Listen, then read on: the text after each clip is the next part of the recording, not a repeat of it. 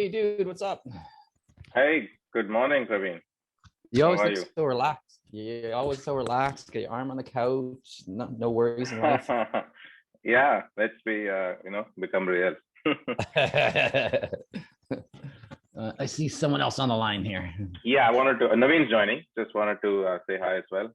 Okay. And I wanted to introduce you to Barry Perkins. He is the interim CEO of Weed and we're focusing on weed ventures, or weed stuff, all the weed things, and was quite instrumental from the beginning of Awake VC, how we have organized and really created this whole system end to end.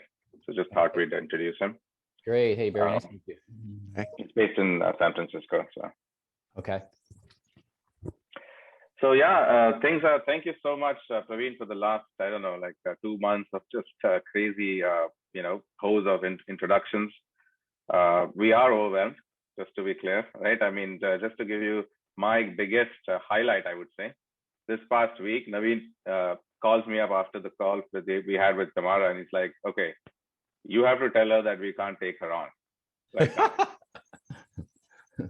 so literally, she says to us before on the call that she's working with Tony Robbins to cut a deal with him where he makes 5% of everything we do, or she does, with some events that they are doing together, Right. So massive opportunity. She was going to talk at a forum today, actually, Saturday, and she wanted to introduce the co-sell button there to like 10,000 women. She's got this talk with some sort of an entrepreneurship forum. Right. And there's 10,000 women. She said maybe less than that will show up. And I was like, cool, yeah, let's do it. It's going to be great. Naveen's like, no, we can't do it. So that's where we are. We have massive opportunities, but we really need to beef up the support staff. Sure. That's really what it is. We're just at a, you've got the drift, right? Like the network that we create on top of our vendors allow us to, find the best cash flows, the quality investment opportunities from a, private equity standpoint. That's really the goal, right? To, of course, commerce facilitation, driving the cash flows, great opportunity. We are doing it. It's wonderful. But the derivative of that, which is the Wall Street side, accelerating that, using data to make it totally transparent and digital. And of course, the fact that we don't really need crypto, but we can obviously, incorporate that. It really makes us the, the operating system for digital commerce, right? Digital media and commerce on the internet. Right. So it doesn't matter to us what asset, what currency, is it a crypto or, our own in-network token, for example. We could issue fiat, for instance, and it would still be a stable coin because we are the redemption party. We're not sending it off somewhere and saying there is value in it. We are redeeming it based on the actual cash flows that we are backing it with, which is our 5%. Yeah, right? no. Yeah, it's funny. This morning, my wife was like, "Okay, honey, what are you doing today?" Right, and as an entrepreneur, 30 years, like every day's a Monday. Like I work every day, right? Fun, right? But I'm like, yeah, I've got this, and at 9 o'clock I have this call with Amit in San Francisco, and when I went to SFO, a couple of Octobers ago, I went to meet this guy Scott, and then he was there, and unfortunately Scott died. I've kept in touch with Amit, and it's funny how life changes. Like it's like that chance meeting, and here we are today. Yeah. Truly, I was thinking about Scott just yesterday. In fact, I was trying to remember how I met Scott, and I need to look back, and because I just met him literally a few weeks before he introduced me to you. Oh my God, there we go. Okay. It was extraordinary. And I met, of course, Laura McCann as well around that time. That's how I got introduced to IDG. Yeah. So that was the whole thing. She introduced me to Dean, basically. Right. Yeah. Okay, cool. So that's the long and short of it. So here we are, so we're raising capital into multiple, portfolio companies, the core, of course, being ShopType, which we need to quickly raise into.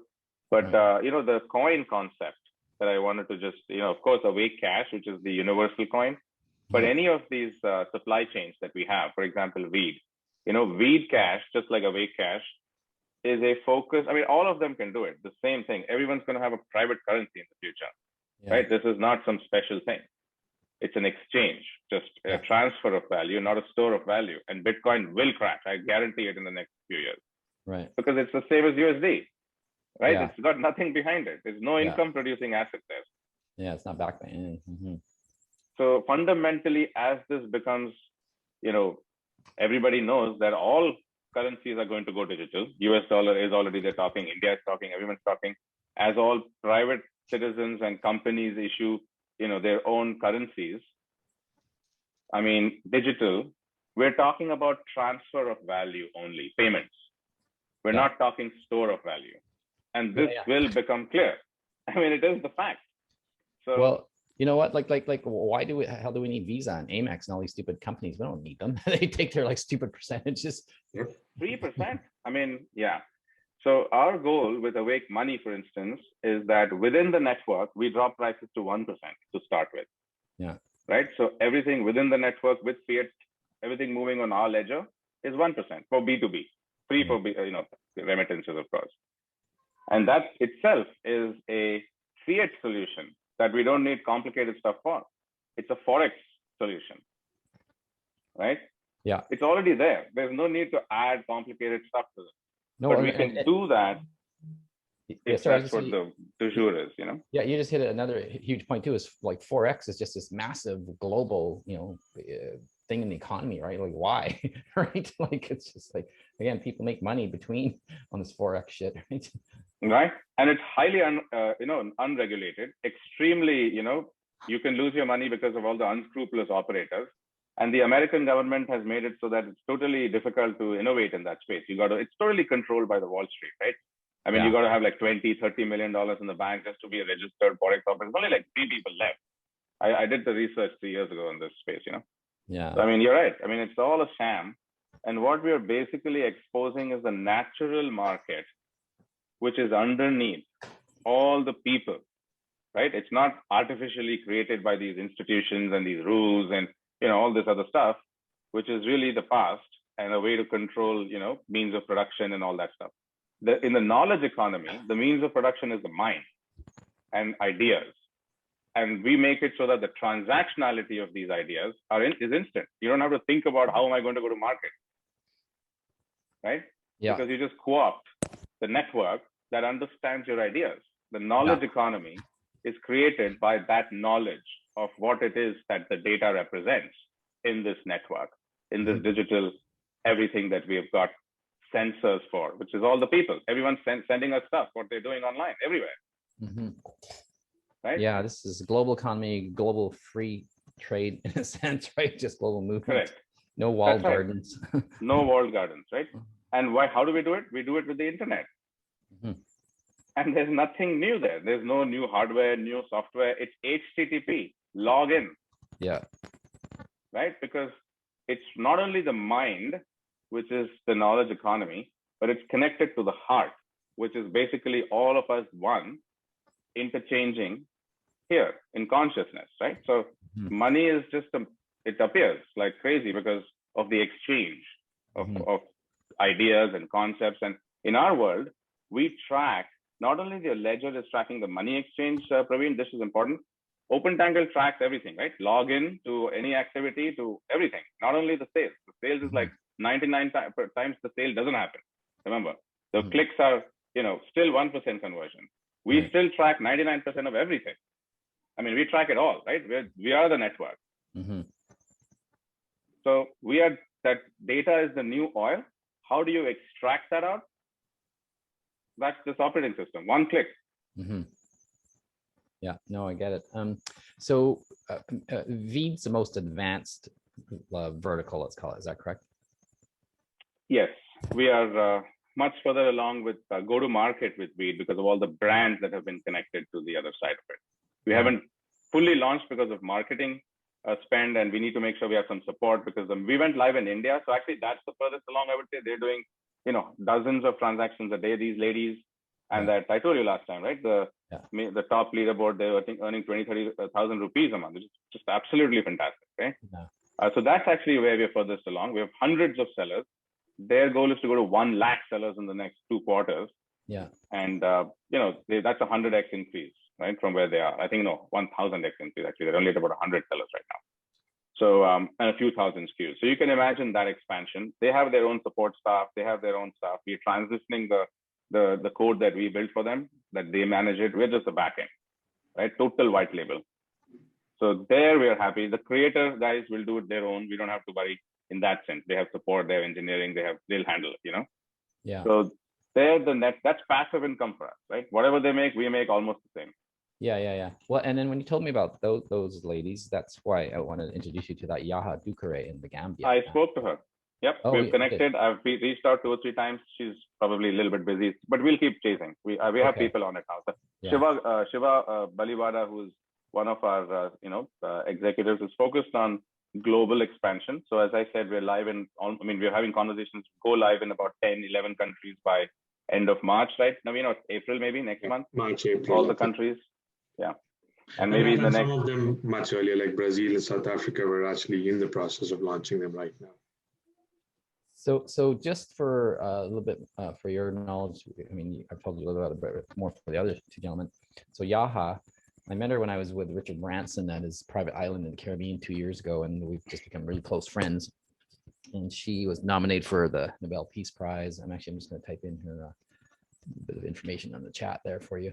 But she's been a battler for women's rights on a couple of issues primarily. So one is something called FGM, which stands for female genital mutilation.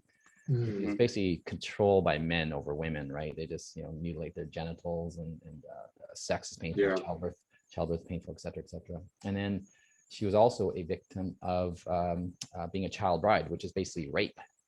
Right. And so she's been nominated for Nobel Peace Prize, blah, blah, blah. And so I've just been helping her with her cause. And, she's got a charity called Safe Hands. And just to tell you the type of person she is, like, she's a beautiful Black woman. And she won some, prize from L'Oreal, like 40 grand, 50 grand. And she basically took all that money and just donated it, gave it away to women in her community to help them start micro businesses, micro loans. Right. And, so we've been chatting, I said, for a couple of years, and she's like, Praveen, like my charity, like all charities, it's tough because you're always relying on donations, right? And so how do you make the charity sustainable, right? And so what net bottom line, what I'm doing is I'm actually sending her $500,000 to help build an apartment building because there's a need for housing in the community, and her charity is going to get a bunch of that, cash flow from it, so then she can sustain her work. But the other key thing is she's going to be running for president in the next election, and she's got a lot of support, and in Gambia, is it? In the Gambia, yeah. And so we'll have an opportunity to do so much incredible work with everybody not in Gambia, but she's so connected in Africa and well respected everywhere. Like we can just use her to grow like everywhere. No, she did get it. I don't know why she hasn't been. Maybe she's very busy. She got it the first time. She said she'll bring in Sierra Leone and Namibia and Senegal, and all those countries that she mentioned. She absolutely got it. She really thought it was amazing. I showed her Shiro's, and she said, "Oh, can we launch this type of thing here?" And there's been other requests like that. So we're basically launching this notion of the She Financial Network. Just everyone connects, and we're able to drive but women entrepreneurship and all this empowerment stuff with an actual cash flow engine that everybody can connect and do one-click stuff. It's just literally just less talk, more action, just like, hey, here we go. Yeah, totally. So the Indian ladies, and then I'd like to talk about Veed a little bit, but so if you can just walk me through like actual sort of transaction, so I can. Sure. Naveen, can you just do that really quick on Shiro's? On how it happens. Shiko by Shiro's. How they're doing just the whole thing end to end. Maybe we can even log into their backend. Because I get it, but I haven't gone into the weeds to totally understand it. Absolutely. Let me show you actually while Naveen setting up what the front end looks like. He will show us all the cash flows and everything else. Yeah. So as you know, Shiro's is this big social network which we can't log into. So I'm just going to, and it's a mobile only experience. So I'm just going to make my screen smaller. So we can't log in here, but they have 25 odd million women.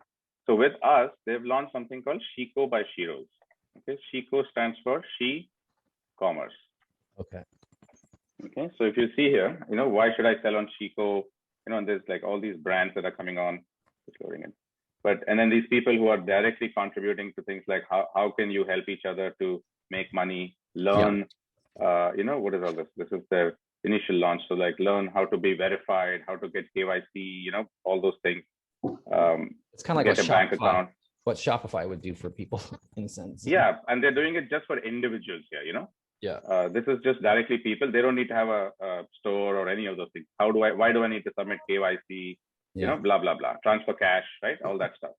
So they get involved, they get set up, right? And then they're able to now directly contribute. This is of course nothing new, right? They've been in social media networking for 6 years. So for them, this is not, so you see over here they have about close to 100 sellers with about 1,000 plus SKUs, various brands, like in various categories, skincare and, this thing, I don't know, a little bit slow right now on my end. But basically, all kinds of categories. Sorry, one question. So let's say you're a merchant and you have products in multiple categories. So you'll be listed in each category. Yeah, this is a curation layer. So in the back end, we'll show you now that the sellers, they don't even care about what this looks like. They're just being told, hey, give us your wholesale rates. And they are taking the catalog, plugging it in. And then this is a curation layer that is controlled by the Shiro's team. And they're just sort of exposing all these products to their ladies. They can find anything and everything they want through this catalog. Okay. And they can also look into shop type if they want, but they're totally white labeled us. So they don't even see shop type. They see everything within their ecosystem. And then, this notion of my shop, which is as you browse, by the way, as you browse through here, you'll see that, there's this notion of add to my shop, products that you see, you like, anywhere you can add, you just curate, you add it to your shop. And then, as I said, you've got tons of your own things, which that your community needs, and you can, go out there and sell it. So it's like an Avon ladies type thing, but it's totally digital, and the whole checkout experience, it's WhatsApp heavy because in India, everything is specifically WhatsApp.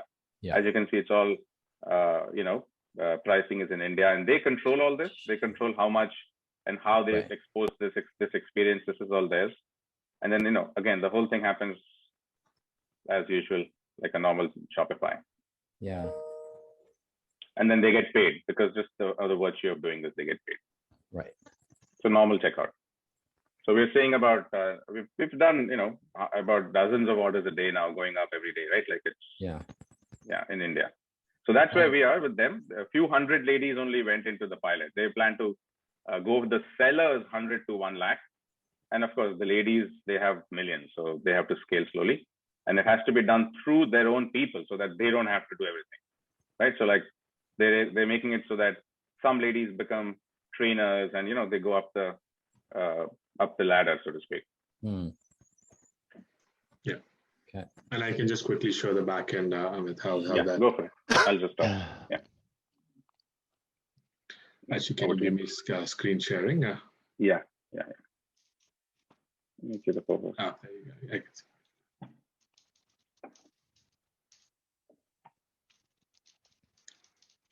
So Praveen, so this is all what you saw is the front end pieces, right? And then what we are is completely headless.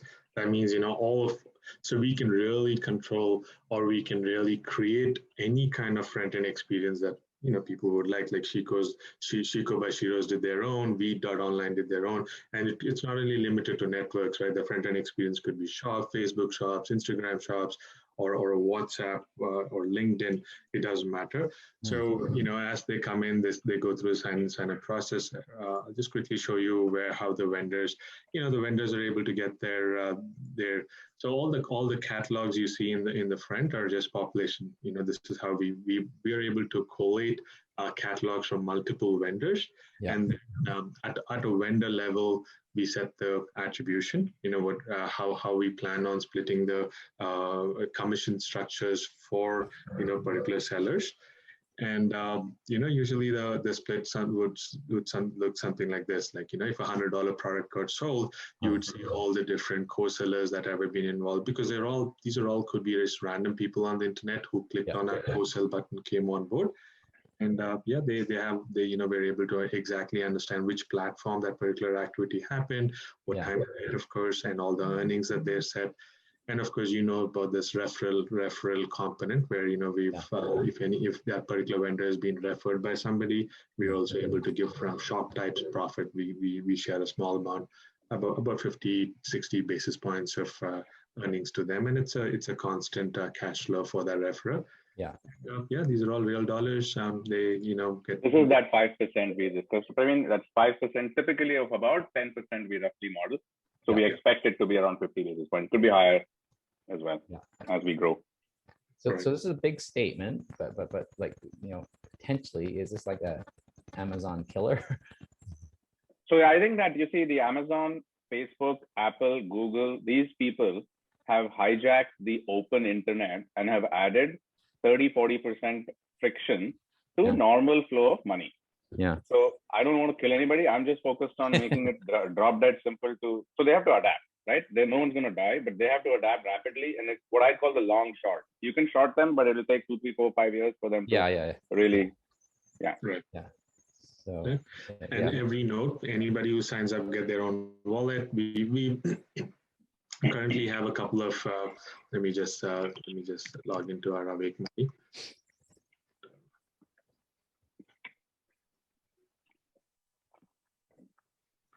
So yeah, I mean, co-sellers, they can earn in their local their local currency if they're co-selling in India, and we also have an opportunity for cross-border selling also, right? Like people sitting in India could potentially sell US goods and earn in USD, and then when they withdraw, we just do a forex charge for forex exchange for them and just withdraw it in the local currency.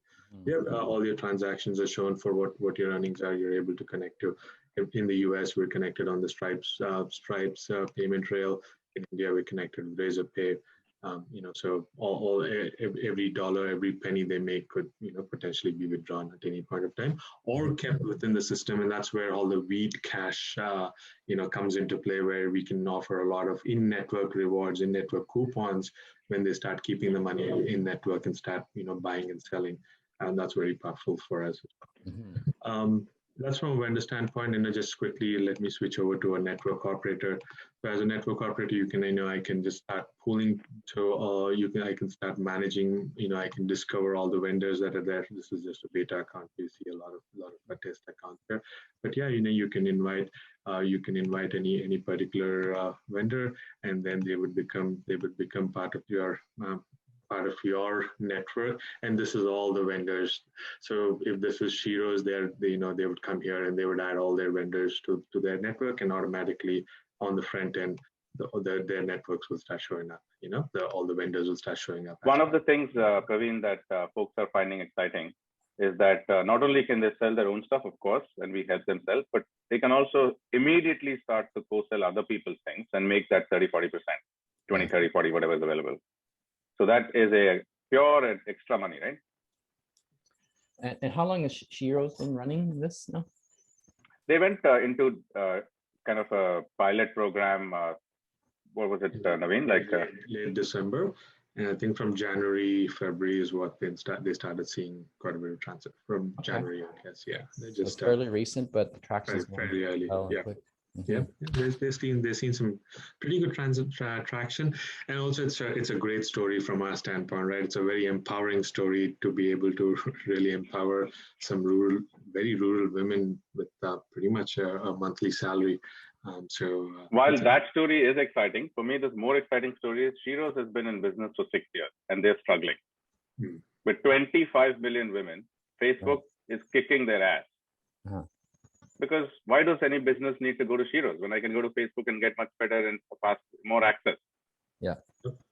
I never need to go to any other network because Facebook is the cheapest and broadest and blah, blah, blah, right? For the old model, which is that if I have to pay upfront, the same people are accessible on Facebook. Yeah. So there's nothing that they can do to add value. Yeah. And with us, like what? Now they've turned into the entire full pivot. They're turning into a Meesho killer. Meesho is this Sequoia funded company in India. They raised 200 million, and they do this basic thing, Avon lady type thing. With us, what total capital investment was what? Like hardly like 100K, 50K. I mean, we built it for them. Yeah. Okay, this front end. And now instant one click. I mean, any newspaper, we're talking to ABP in India, Anand Bazar Patrika. I mean, they just sent the numbers. They have 85 million uniques and 300 million impressions across their TV and this and that. They want us to tell them how to monetize it. So we're driving their strategy. We're talking to their digital head. See, as a thinking from, so the company in San Fran, the mothership is called Awake. No, what's the legal entity? Awake VC is the holding company. Okay, Awake VC. So what we do is we accelerate, companies like what YC does. We do the same, but not using classes and teaching people stuff. We take 10% and we accelerate globally by driving sales. So, but where I was heading to was, so I'm trying to understand the corporate structure. And so with this Indian company, is there someone? Indian company is not ours. It doesn't belong to us. India, the Shiros is not. Yeah, I understand that, but is there some way to create a company with them that we partly own? Because maybe if they want to spin it out and raise VC money and go public, right? Then it's not just the 10% cash I wanted flow. to 100%.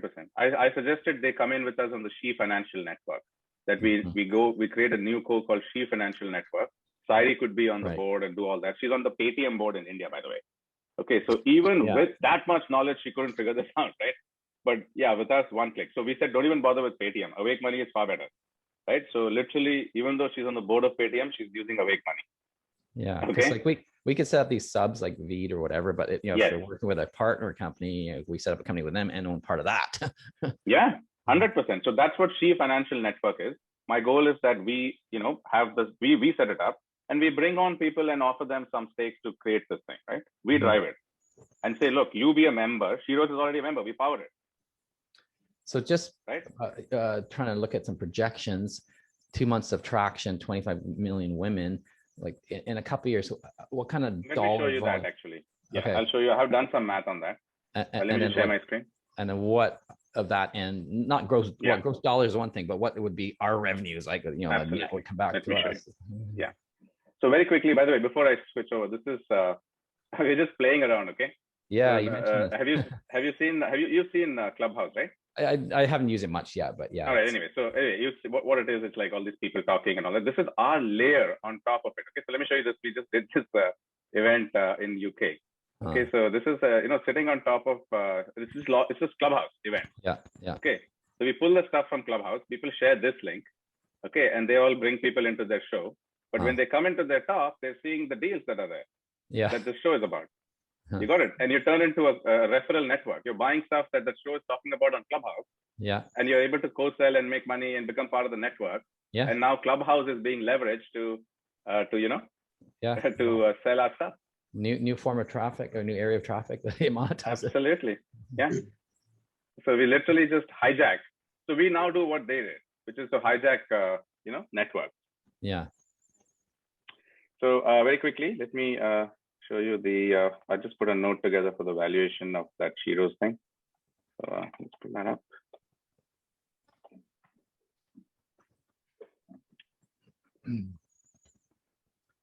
I've got a couple of VCs I'm going to be sending this to that I think would really get excited about it.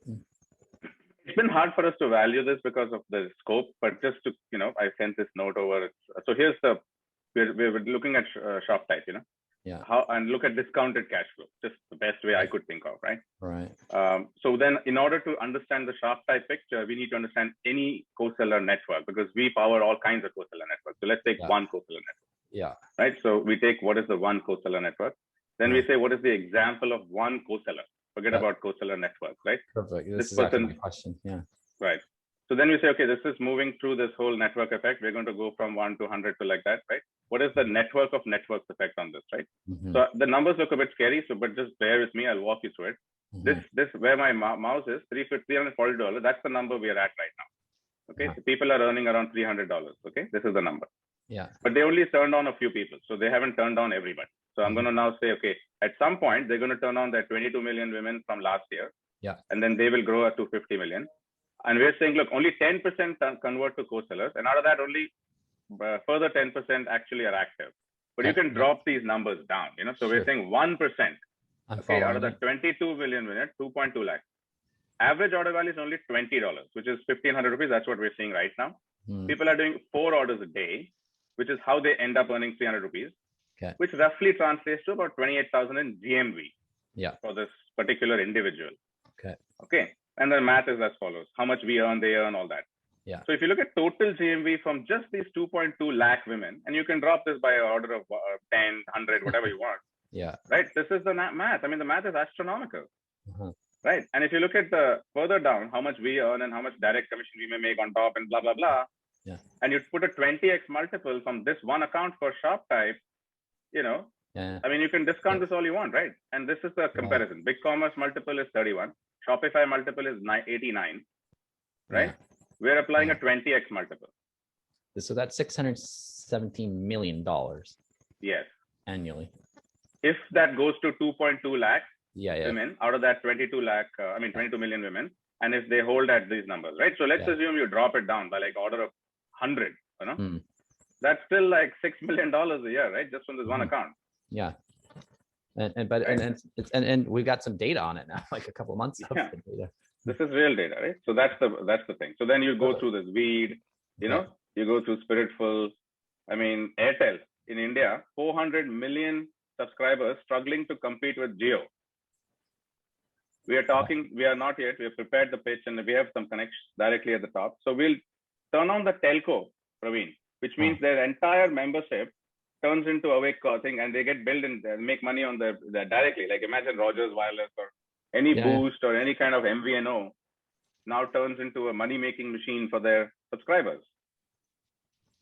Yeah, we're really close to TELUS, which is one of our largest national carriers, so we can get a meeting really quickly there. That's the approach, right? So we are basically building this fractal on top of the existing internet, right? So you asked about Amazon and Shopify, Geo platforms in India, Facebook, everybody.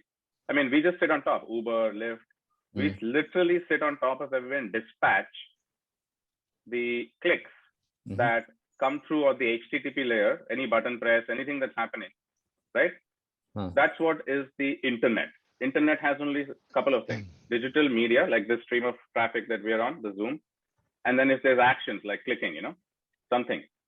That's it. Nothing else happens on the internet. Yeah.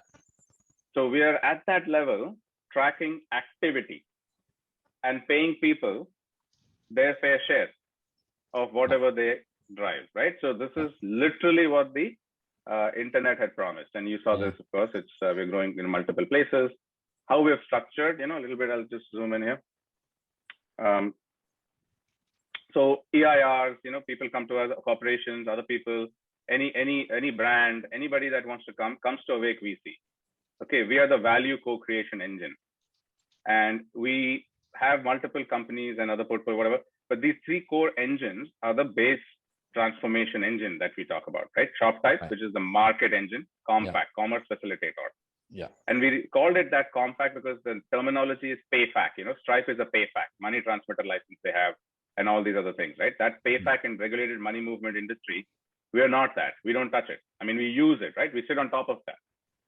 So we are called compact. It's a legal term that we are defining that explains that we are a network that facilitates commerce, but we don't do the commerce. Right. Right? It's like an Uber model. Sure. Same thing with BankFac. We are not the bank. We're a virtual bank. For all practical purposes, we are the bank, but we're not actually the bank. Yeah. Right? And same thing with capital facilitation, which is as we raise money, we do all this stuff and we do roll-ups, M&As. We actually help other people do it, like private offices and, you know, family offices, private equity, etc. Right? So we're the facilitators, right? So that's the notion of the Awake VC management companies or any of these verticals that we may go into and start doing roll-ups and all that stuff, which is where Barry is focused on Beat Ventures as our, you know, first major vertical. Our goal, of course, is from the commerce side. We've built the tech, but you know, it's a network of networks. We're just using this as a technology to actually do the roll-ups and to find the best you know, opportunities and to drive that value. When you don't have to start from zero, right? We start with existing companies. We just go buy them or do whatever you need to do with them because you're about ROA, return on assets, right? Not just on that initial. So that's the way we've structured it, global holdings, right? And we've got holdings in all the countries we're starting where we hold majority. And so that's the approach. Focusing on VEED, so is that an actual wholly owned subsidiary under Awake VC? Yeah, we hold, but right now the cap table has only internal folks in there. Yeah. Okay. Like And that, so, everything. So we just so, spin them out. so Barry would know Peter Schuloff then. Yes. Peter Schuloff is working with us on Yeah. Veed. He's on my team. So by the way, Praveen, I'm Canadian. Oh, Just okay. so you know. Yeah, so I've lived in Alberta, Saskatchewan, Manitoba, Ontario, and Quebec at Okay. times. And yeah, right. And I come from the enterprise background. I joined Oracle when it was 200 people and 25 million in revenue, and I lived there for 28 years till we were 130,000 and $40 Wow. million in Okay. revenue, right? And so Peter joined my team on Veed, and he's instrumental because in this space, while we appear as a startup, we're actually really an enterprise business. In the cannabis space, this is a market going that's immature. It's kind of like a 3-year-old, right? Yeah. They know the whole organizational structure you'd expect in a vertical doesn't exist, and so that's what we're doing. And so it's about having a mature, very capable business team. And you know, Peter, he's built, grown, taken business public, you name it, right? And that, as well as doing his own the investment side too. So he's on my team right now, and he's helping me both manage the growth of the company, looking where we're going to go, and also talking to investors. Right. And so you've known Peter for a while? I actually was introduced to Peter in October. I think Amit found Peter through IDG. Yeah. And then Peter was introduced to me, and Peter and I are working very closely. In fact, he's messaging me in the background right now as we've been going through. You just tell him, hey, I'm on a call right now with Praveen. I've known him for 25 years through this global entrepreneur group called EO. Mm-hmm. So yeah, when Amit mentioned his name last time, it was like, oh my God, okay, the world is too small again. So you know, if you look at the way we structure teams, I'm the founding CEO for Veed, and it's been interesting because the pace, even like Canopy, you would expect to have a pretty mature understanding of the space. I advised them in writing their 3-year strategic plan in October. I started talking with them in June. I helped them figure out how to get their CBD products in the United States, how to get them into California, and I've got an offer on the table right now because they're conservative in their approach legally, and they don't want to be doing anything perceived illegal. So on the THC to the US, I put a proposal in front of the president, and I said, look, what I'll do is I'll license all of your brands, and then I'll do the relicense here. Right. And in exchange for that, because I'm taking all of the liability, all of the risk, and all of the sales effort to drive revenue, and I have connections from the licensed manufacturing distribution right into 306 retailers in California, which is a $3.5 billion market. And I said, so I'm going to take 30 cents on a dollar of all of your revenue that I drive. Mm-hmm. And they're like, okay, well, let's consider that one, right? And so that's where we're also, when Amit was talking about media, Martha Stewart's a CBD brand that is being driven by Canopy. And as you know, in the CBD space, the demographic that does the major purchasing in CBD are women over 40, which is exactly Martha Stewart's space. Anyway, she has a magazine with 9 million annual subscribers and like 20 or 30 viewers throughout the year. She doesn't know how to monetize it. And so when I talked to Canopy, I said, well, duh, I know how to do that with what we're doing via Veed and Wake. And I told them how we would do that, because what happens is then we put up ads through there. We do the ads. We get the ad spend from various companies like Canopy. We place some ads. Every product that gets put up there, including Martha Stewart's, always says either buy, but it says, hey, become a co-seller. And people realize they can make money. And if you take, 9 million people, 10% become co-sellers, suddenly you've got 900,000, 1 million co-sellers out there selling. She gets 5% passive revenue of the network earnings of every one of those. And this was the same thing as Tony Robbins, Praveen. I didn't realize, Barry, you had moved on to 5% in negotiations. That's great.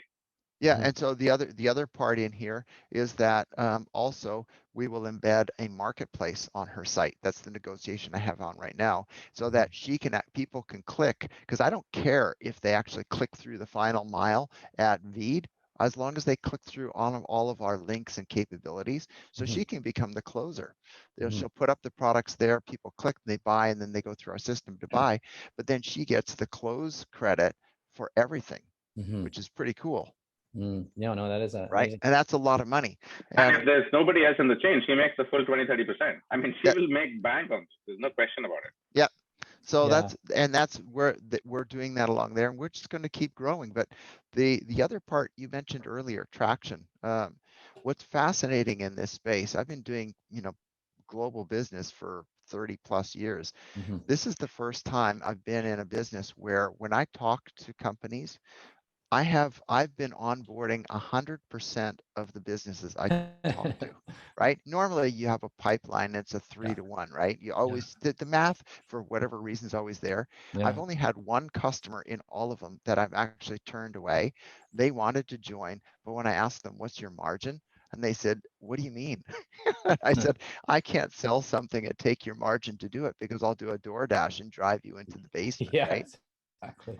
And so that's this is the part that's coming in. I just got invited onto the Federal Council for Cannabis Regulation, Okay. right, to help guide that. Yeah. This is where we're tapped in this market. California is 3.5 billion, going to go in 2 years to 5 billion. It's closer to 4 right now, so it'll be 5 billion plus in 2 years. And then if you look at the states, even if we don't legalize it, the money is there. Yeah. And all we're doing is monetizing. Like Amit said, we're monetizing other businesses' value that's out there, just like Shiro's is doing it. She's already got the network, so it's crazy, right? So yeah, just because you wouldn't know my background, let's spend a few minutes on that. But our family's originally from India. We moved to Vancouver when I was 5. We've lived in Vancouver for 50 years, so we haven't moved across the country like you have. And actually, I just noticed you went to Brandon University, which is interesting because my wife's Indian. She's from Kenya, actually, but they immigrated to Brandon. They landed in Canada in winter in Brandon.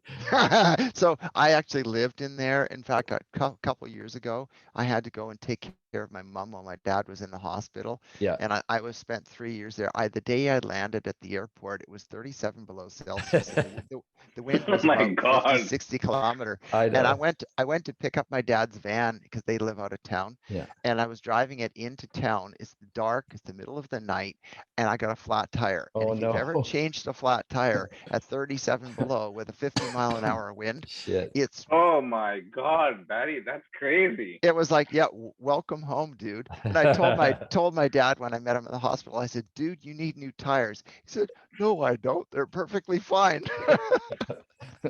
Well, yeah, and then so my career kind of went 3 phases. So I went to UBC. I got my business degree, and then I was a CPA at KPMG for 5 years, and I became an entrepreneur for 10, 12 years, started half a dozen startups with my father, who's also a CPA, my younger brother, who's a lawyer, had quite a few very significant exits, created this family office. And so for 20 years, we've been actively investing with entrepreneurs, primarily in the social impact space. So in our portfolio, most of the companies are doing something amazing for people, the planet, or hopefully both. It's not just something to make money. And it wasn't always that way. When I was in my early 20s, my very first operating company was a casino company. So you guys being in San Francisco, you know this, but all these First Nation Indian casinos up and down the coast, we helped start them all. So we actually got the whole game. Oh, nice. Yeah. Are you still connected to them? No. That was like, I'm 56 now, right? This is when I was in my 20s. So it's a long time ago. Got it. But wind the clock forward, what happened was 3 things. When we shifted from operating to actively investing, the very first company we worked with here was in Victoria, or capital BC, and it's a company called Carmana, and we helped build it into Canada's largest solar company. So it was a rocket ship ride, went from nothing to 75 million revenues in 5 years, 75% CAGR, which gets harder as the bases get bigger. And around the same time, our daughter, our first child, was born, and becoming a parent really impacted how I looked at not only business but the planet. And so the way I summarize it, I go, just through age and experience, you learn that just because something's legal doesn't mean it's good or right. Right. So if entrepreneur is pitching me a casino deal, I don't care how much money we could make, and I know we can make a lot. I've been there. I'd say I'm out because we're going to be hurting a bunch of people along the way. And then that thing with becoming a parent, like the what I try and think about, more importantly act upon, is how do I make the planet better when I check out than I was when I checked in, right? And sustainable businesses is how we're going to fix the air, the soil, the ocean, the plastic, all this kind of stuff. And charity philanthropy is important, needed. And we've got a very significant family foundation, and really being driven to kind of grow and grow. I like even I've told Ahmed, like whatever I help create, hopefully here from here, like I don't even want it. I want all this 5% or whatever to be going directly into my foundation. So we've got this family legacy foundation for future generations to do good from. And then the third factor is just as you get older, you start thinking about legacy. Like what's your role on the planet? Why do you exist? When you die, is anybody going to care? Is anybody going to show up at your funeral? What are they going to say about you? Like living with this tombstone thing in mind, right? And reverse engineering to it. And so, yeah, it's just been a lot of fun, being in this social impact space for many, many years. And then on the cannabis side, it was interesting because, the industry started here in Canada and just went crazy. And when the first entrepreneurs approached us for funding, we're like, drugs, pot, like get lost. None of us even tried the stuff, like go away, right? And then we started hearing about reading about top medical doctors all around the world who are saying this was saving patients' lives, and cancer and pain management and autism and all these issues. And then, the CBD side learned about that. And so we're like, obviously these people are way smarter than us, know something we don't. This is actually good for people. This is actually helping people. This actually fits our social impact thesis bucket. Well, and on that line, what's really interesting is cannabis, like both the cannabis plant, whether it's THC or CBD that's derived from it, has several millennia of proof of efficacy in other places all around the world. And we're just finally in the Western world trying to take it into the realm of, it actually helps people, right? Totally. We have one of the things that we have that Amit and I started on this whole idea quite a long time ago is we will land an entity in Canada. I've been supporting Mila Ivado, the Dr. Yoshia Benjo in Montreal, and that AI space, part of Canada AI, for quite a long time. And we want the AI around the doctor, right? And tie this into all of the elements to support medical health and how we go. I mean, there's the recreational aspect, which is fine as well, but on the medical side, the world's just starting. Peter and I talked with a company last week, twice. They actually they are working toward getting the pharmaceutical space, and they have the growth and manufacturing operations, and we're tying into that the whole idea of how can this plant be used to help people of the planet. Yeah. Let me tell you one thing cool, Praveen. So because you see the system, right, is an asynchronous, agent system. Nobody knows each other, right? Online. Like if I do something, like I'm not coordinating with anyone else. Yeah. Right. So I'm just doing my thing. In other words, it's an independent agent. Right. So the whole system is a multivariate test automatically, totally blind to each other. We can learn so much from the actual flow of anything that you want to learn, because that, you want to do clinical trials, you want to do whatever, right? It's all about data and grouping and, understanding the one versus the other, right? To know what happened, cohort analysis, et cetera, right? We are running a multivariate. So that's why I said it's the foundation for AI is the data, the intelligence. Yeah. Then you have AI. First you have intelligence, then you have AI. So we're actually in that level. So we can assist, at all aspects of any business in terms of whatever that means, data-wise. Yeah. And just to finish my experience in the cannabis space. So then we started passively investing in probably 24 companies. And, I think our lowest return was probably like a 10x, right? It was crazy, right? Just stupid money. And then we were like, how do we get involved in some of these things? Ground floor, because I'm a ground floor kind of guy, right? So we did several very, very successful transactions. So we started a company called Hemp Co. So it was actually hemp as a protein source and as a fiber, right, to do all this stuff with it. And then I ended up selling a company to Aurora, right? Actually, I had Bruce Linton at Canopy, like I was negotiating with him and Aurora both at the same time, and we sold it to Aurora. We did another transaction called Blissco, and we ended up selling that company to called in Toronto. It was another one of the big LPs that made a lot of money, or has raised a lot of money. And then I have a big warehouse. So real estate is another sector that we're very active in. I spend half my time doing real estate deals. And so we own hotels, warehouses, apartment buildings, and it's another great way to create passive cash flow, right? And intergenerational wealth. And so I have a 450,000 square foot warehouse just outside of Ottawa in a town called Brockville. And it's fully leased. We actually bought it empty, my partner and I, and so it's making crazy money now. But most of it's actually leased to Canopy, not to grow. I've been to their grow facilities, right, in Ottawa, but they use our space for warehousing. So anyways, a lot of connections in the cannabis space, but it sounds like with Peter, you've got lots of great connections already in that vertical. Always happy to have more, right? This is as we build out the business. We've got actually the interesting challenge right now is we're able to get people interested faster than as we go to the onboarding. This is all about, because we're at that point where the traction is there and we've got all the pieces in there. We still have some elements to do to make THC smoother, but CBD is working very well right now. And it's all, at this point, it's about money, right? You just need gas in the tank at some point. So it's not turned on in terms of generating revenues for anybody yet. We generated our first revenue back in June, and then we pulled back because we realized that the customer experience was not adequate, and we had a lot of engineering to go, and also we had to adjust to deal with laws because the regulatory, California is probably the most complex environment because we have to deal with federal, state, county, and city regulations and taxes. And so we spent a bunch of time. We just launched what we would consider our MVP at the end. Let me share just to show Praveen while you're talking.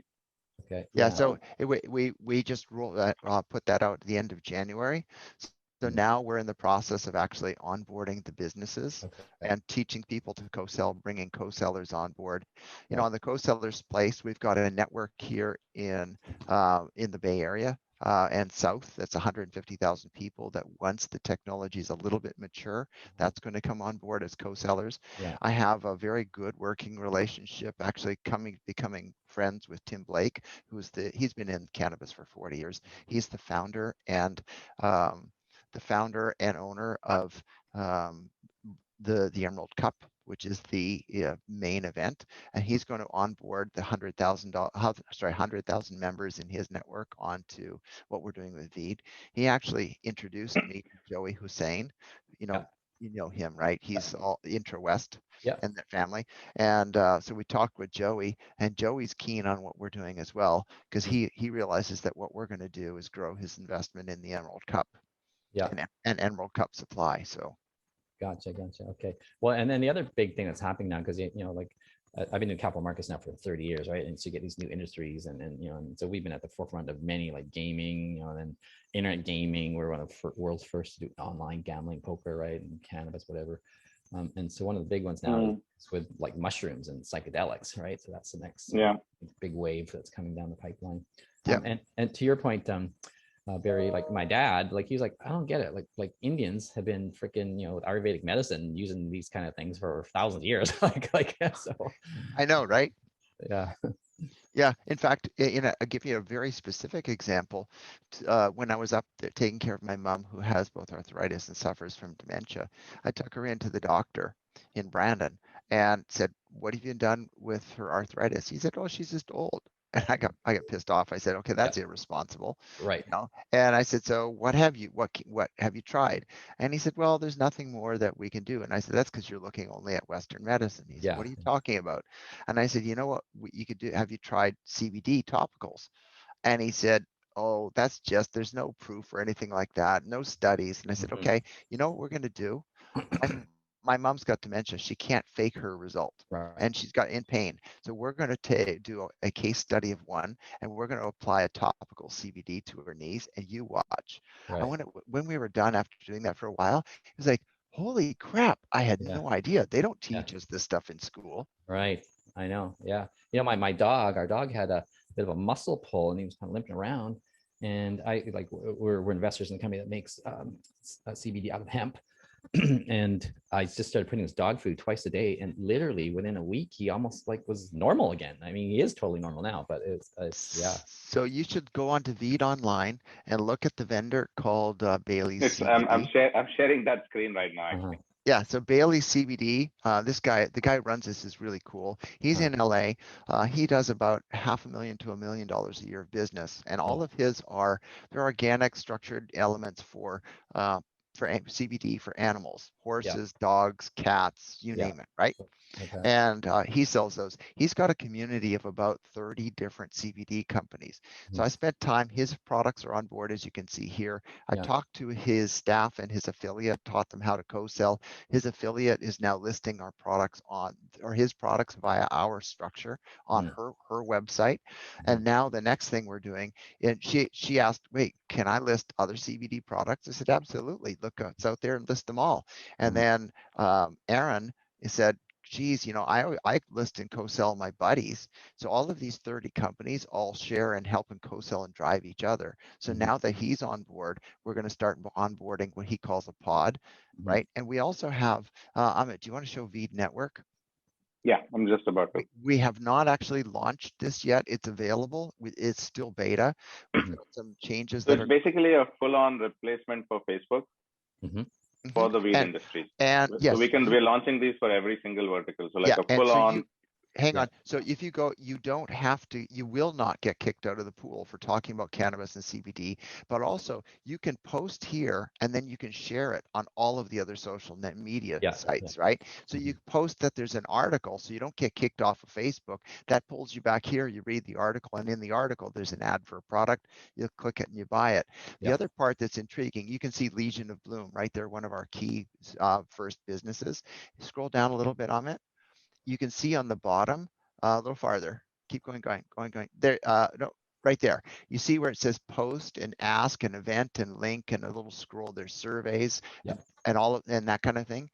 Businesses, the problem in this space right now is the brands have no idea who consumes their product. Right. And so we actually provide them the facility to talk directly to their customers. And then the retailers can do that, and retailers can talk to the brands. And then the retailers have no idea what the real need of the product is. They kind of guess. There's no data science at all. And so when we talked about putting them here, showing them what's going on, they can find out what people like or don't like and adjust what's on the product shelf. Because as you know, retail is all about shelf space. What product do you have? Because you got a limitation there, and you want to sell the best ones to the people that you need. We have the ability to drive to them the right products that the people in their community want to buy, and people can all talk and share and learn. We actually have now, through some of the organizations, the social equity and trade equity, when you talk to those programs, we're supporting those, and they are integrated. You can see them on Veed Online. We'll have them here so they can talk, and we're actually going to be onboarding some of the politicians because then they can actually talk to their constituents and get factual data to quantify and make informed public decisions. Gotcha. Yeah. Right. So someone like my friend Alan Schuster, right, who's got the synthetic diamonds company. Couple.co. Yeah. Yeah, and so he's been like on online advertising or whatever for years, so he gets all this stuff pretty quick, and looks like he did. But so it sounds like you're talking about a bigger opportunity with him, and more, I guess. So the opportunity, Praveen, is always the meta layer.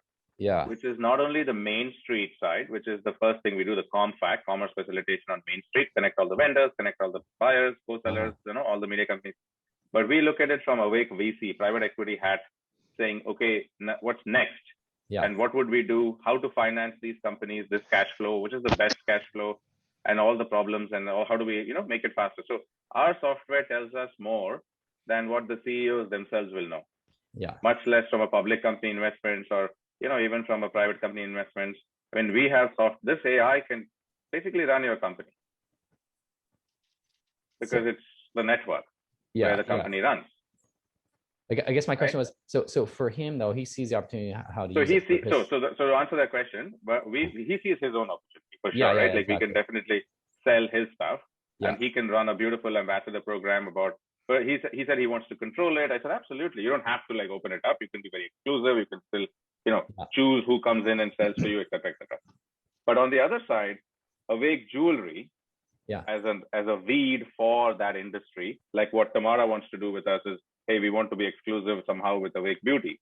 Yeah. right? Yeah. That So is the opportunity. Yeah, and that's what I was going to say. So he would like to be the Barry of that division. Let's call I it. don't know yet, but I would love for him to be the Barry. Okay, yeah. We haven't had the chance yet to talk. We haven't had the second one. He had to cancel yesterday for some reason or day before. But whenever we do talk, if that does end up going where we would like it to go, that would be phenomenal. Yes. If you put a thought in his ear about that, yeah, I mean, I'd love that. Yeah, no, I was supposed to meet him for lunch today, but he had to cancel. But I'll be talking to him about that. And then, so Tamara would be the beauty, the Barry of the beauty. Correct. Okay. Yeah. No. Okay. No, this has been really helpful. I've learned a lot, and appreciate the time, you guys.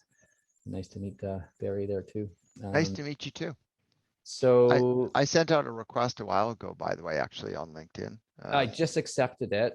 Thanks. So the challenge, I didn't know this until a number of years ago, but LinkedIn has a maximum of 30,000 connections that you're allowed. And I hit that number, and so I have thousands of connection requests sitting there. There's a guy I know actually in the UK, Adam West. He was talking about it. There's a way you can get yourself up to something like 100,000 as a limitation. I don't know how he structures that, if it's 30,000 connected and 100,000 that are followers or something like that, right? Yeah. Or you have to do stupid. Yeah, or you have to do a second account, which is a pain, right? And so I don't know how they came up with that limited number, but so now when I need to add someone, I have to actually delete someone, so I have to purge, which is fine, but it just takes more work to accept. So by the way, I think some of it, they built their own Hive database structure underneath what they have for LinkedIn, which was really kind of silly because the tech already existed, and how they employ and work their data before they got bought by Microsoft. I actually spent a bunch of time talking with some of the senior staff about what they could do, and they just had no idea how to actually link and take value and monetize the data. So I just shut up because they weren't going to pay me. Yeah, I'm not a chair. I'm not going to exactly. Work for free, right? That's too funny, but no, I just accepted it, so that's why I saw the brand and connection there. Yeah. Okay, so Praveen, the last thing before you, unless you need to run, is that the crypto piece. I just dropped that note. We haven't talked about it at all. We kept out of it because I really didn't want to go, because it's only now become all the rage. It was a total collapse like 3 years ago, right? So I didn't at all touch it. I didn't want to go into like, this is a blockchain, crypto, anything. And we're not, so the OpenTangle IP that we've created underneath is agnostic to the chain. It's not a chain. And we can persist it into a chain or into a centralized database, a graph database, or it's really a DAG, directed acyclic graph, right? And so we can incorporate crypto. One easy way to do it is, as you know, the cash flows move in such a way that we charge 5% postpaid. Everyone's happy to do it, as you heard from Barry. That 5% we can mandate is paid in our own coin. And that literally becomes the most default currency for the universal market network. Yeah, no, I definitely think there's something there to pursue. It's just a question of like when. I don't think it's immediately though. I agree with you. Maybe we'll do beat cash first or something like that, because that's a burning need in the cannabis industry to solve payments. Oh, I know that. Yeah, it instantly solves payments, and it lets us raise money. And it also gives a 100x return or whatever. So so the payments and banking, when even in the CBD space, because as you know, I don't know, up there you don't see it, but down here, CBD, the merchant classification code is cannabis. There's no distinction, and so the banks don't know what's there. So they kick people out of the pool for trying to sell CBD. So and every company that I've talked to has a challenge of trying to find resilient banking and resilient payment services. So that's what that's an element that Veed provides, is access to that through what we're doing. So we're the one-stop shop that they come in, they provide the information, we connect them with the people through the back end, we use Veed Cash, and then we know who they are, is the whole KYC compliance AML stuff, so that we know that everybody's playing safely in the pool. Every business I've talked to about that, they're all in. They just can't, we have to get it there faster. Oh no, because I've been in this for 6 years. I've seen it. You can't even open a bank account, or people are saying lots of cash, a lot of cash transactions, right?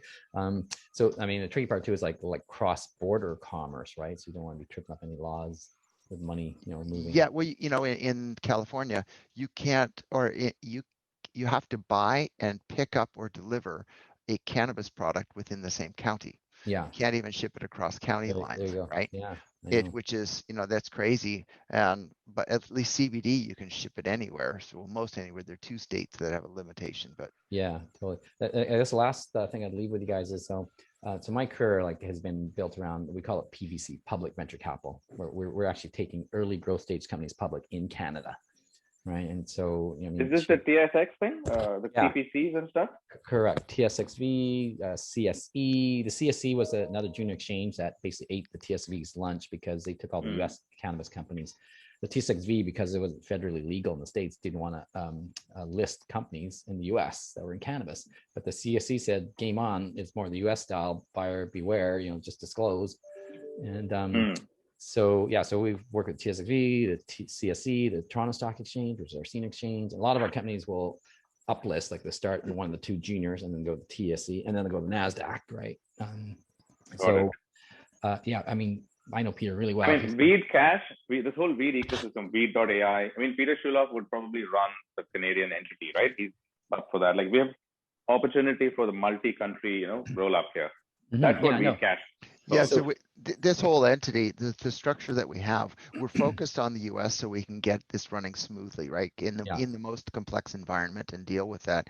Right. And Canada, as you know, the regulations went in, but 95% of the business is still on the black market because the regulatory structure through the LCs is just too limiting.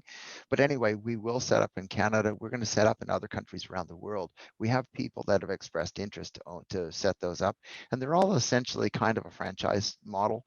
They take the business model, structure, brand, technology that we have, and in exchange for that, then we take 20 or 30% of their entity, and then they pay us 9% of their net income as it flows back up to the top. And then they have their own business, but they don't have to build anything or structure it. They just get their local businesses in and start running it. Yeah, no, it's awesome. But the point I was gonna make is we can take any one of these verticals public, right? Sure, Peter's taken a few companies public. He hasn't taken anywhere near as many as I've done. And, yeah, right. The big thing too is with the growth in SPACs. So I'm connected to a lot of guys and have been involved in a bunch of SPACs, right? So I have a couple right now. We're setting up one that will be listed this month. Excuse me, they'll have 250-300 million US in it. And so we can even take So Praveen, if I can, our thesis on SPAC, I'd love to chat more there. And it's the notion that we are the de-SPAC side, we call it unspac. Yeah. So we create the opportunity for the SPACs we are the buy side guys, basically, We work with SPACs to be like a GP as a service. We come in, we help with the model and help return the investors' money, right? That's the goal. Finding alpha using the software. Totally. So we can look at using SPACs to take some of these verticals as well, public. Absolutely. All we do now is the Weed Ventures team, which is Barry and guys, are looking at the best opportunities in the market. We assemble the deal flow, we set up all the dominoes, and then the unspac happens. Yeah. So we just got to get some traction going in some of these verticals and show people the momentum, because then they can see how the rest of the hockey stick growth curve is going to hit, right? Yeah, because so it's like this model. Sorry, one last thing. Our model is we incubate these babies, right? We set them up and we get the teams and like Samaras and Barrys of the world, and so on. And then we get it to a point, technology ready, get it out in the market, all till what you're seeing. Yeah. After that, it is the first 500K check, whether Awake VC writes it from our whatever I'm raising, or we bring in others. Then 2 million, 5 million, exit. Yeah, and another big thing, my call at 10, I just pushed it to 10:15, but one of my latest real estate ventures is called 3H Properties, so the number 3, letter H, and it's a social housing company. So we're basically creating low income housing to deal with all these homeless across the nation, right, and in the States. And one of the things we're trying to do is democratize some of these investment opportunities, right? So we actually are going to turn into a REIT at some point, and then people who are living in our communities can actually buy, this REIT that's publicly listed and get the dividend, and we're trying to lift people up a notch or two on the economic, food chain, right? And so, if we create Awake Beauty and you got all these Indian women and African women like freaking part of it, right? Like then we can take that public and they can actually own that stock. And then I like stocks that are growth and yield, not just growth or not just absolutely income producing. So then they'll get some passive income from keep doing what they're doing, but through the ownership through this democratized piece of paper we'll create. So, Absolutely. yeah, So lots of next fun. time you have more time, Naveen, thank you so much for extending today. I'll show Yeah. you the cash flows, how it's modeled, because we've made it so everything is income producing. Right. We return to the investor no matter what happens, something. 9% is what we're trying to model. Yeah. I mean, as an income, right? And Yeah. anyone can finance that. I can finance a small shop or a small meal, a specific ingredient, or the whole company or the supply chain. You can do whatever you want depending on your appetite. Yeah. Yeah. No, awesome. All right, gentlemen. Well, appreciate the time this morning. You, have a good rest of the weekend. You too. Thank you so much, Naveen. Yep, Praveen, thank will you talk for your to time. Cheers. Okay. Yep, Thanks, thanks. Larry. Bye. Yep, thanks. Bye-bye.